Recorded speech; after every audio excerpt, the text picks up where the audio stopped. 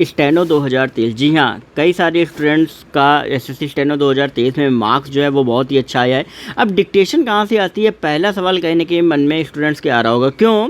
क्योंकि अभी हाल ही में जो 2022 का एग्ज़ाम हुआ, आपने देखा कि फर्स्ट टाइम डिक्टेशन कितनी टफ आई थी।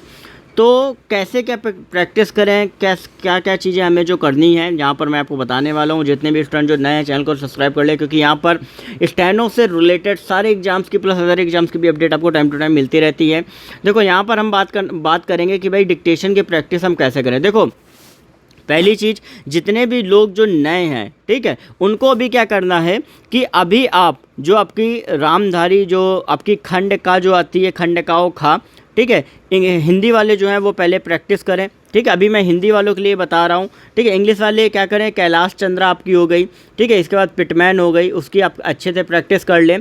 जब ये दोनों जो बुक है, इंग्लिश हिंदी दोनों, ध्यान रखें, जब तक ये 5 से 6 बार एकदम लगा ना जाओ, मतलब एक एक जो इसकी जो डिक्टेशन है वो आपको रट ना जाए, ठीक है, तब तक क्या करना है कि आपको लगभग इनको रिपीट करते रहना है। जैसे ही ये ख़त्म हो जाए, तब फिर आप एक तरीके से डिक्टेशन को आसानी से लिख लोगे, कोई भी अगर नॉर्मल आ जाए। लेकिन अगर आपको प्रो बनना है, प्रो इन द सेंस, जैसा 15 और 16 फरवरी का डिक्टेशन आया तो उनमें से बहुत ही कम कैंडिडेट लिख पाए थे जो प्रो थे डिक्टेशन में, ठीक है, वो कैसे क्या बने, वो कैसे क्या प्रैक्टिस करें, क्योंकि इस बार आपकी जो डिक्टेशन है वो आसान नहीं आने वाली है। पिछले बार 15 और 16 में देखा कि डिक्टेशन इंग्लिश वालों की ना कैलाश चंद्रा पिटमैन कहीं से नहीं आई थी, ना ही आपकी हिंदी वालों के लिए आई थी। तो अभी क्या करना है कि जैसे ही आप एक तरीके से जो रामधारी या कैलाश चंद्र पिटमैन जिन्होंने इंग्लिश वालों में कंप्लीट कर लिया है, फिर आपको क्या करना है, फिर आपको उठाना है आपको एडिटोरियल, ठीक है, एडिटोरियल आपको उठाना है।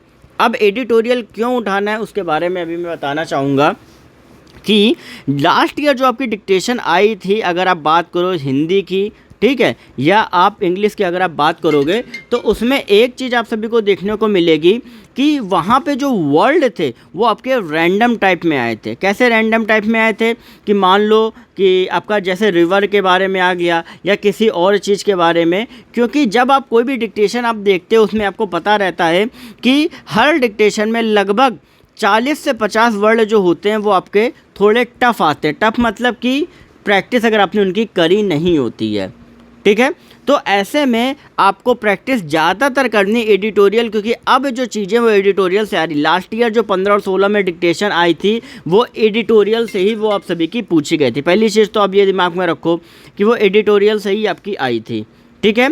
तो अभी अगर आप एडिटोरियल की प्रैक्टिस करते हो, ठीक है, तो कहीं ना कहीं जो आपको प्रॉब्लम 15 और 16 में आपको डिक्टेशन में आई थी वो आपको अब नहीं मिलने वाली है, ठीक है। तो मेजर जो आपको काम करना है वो आपको एडिटोरियल में आपको करना है, ठीक है। बाकी इसके अलावा टाइम पे कौन कौन से वर्ड्स जो आपके नए नए हैं जिनकी आपको प्रैक्टिस करनी है, जो टफ वर्ड आपके कहलाते हैं, ठीक है, उनको मैं अलग से स्किल टेस्ट के टाइम पे मैं आपको बता दूंगा, उनकी अच्छे से आप प्रैक्टिस कर लेना।